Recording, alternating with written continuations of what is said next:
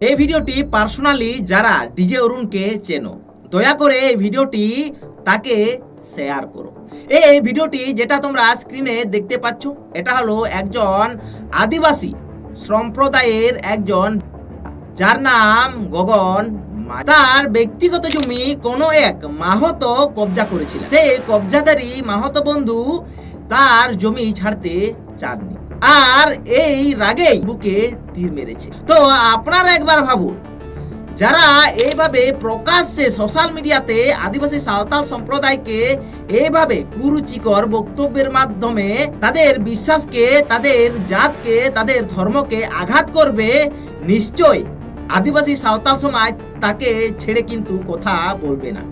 এরপরে এই পার নয় তো ওই পার, direct action, no compromise, no sacrifice, হাম रहेंगे नहीं तो वो रहेंगे। এই ভিডিওটি প্রচুর পরিমাণে শেয়ার করো যাতে ডিজে অরুণের কাছে পৌঁছয়। আর এরপরে যদি ডিজে অরুণ আদিবাসী সাঁওতাল সম্প্রদায়ের নিয়ে এইরকম কুরুচিকর বক্তব্য দিয়ে থাকে, তাহলে আমরা বলে দিলাম, no sacrifice, no compromise, only action.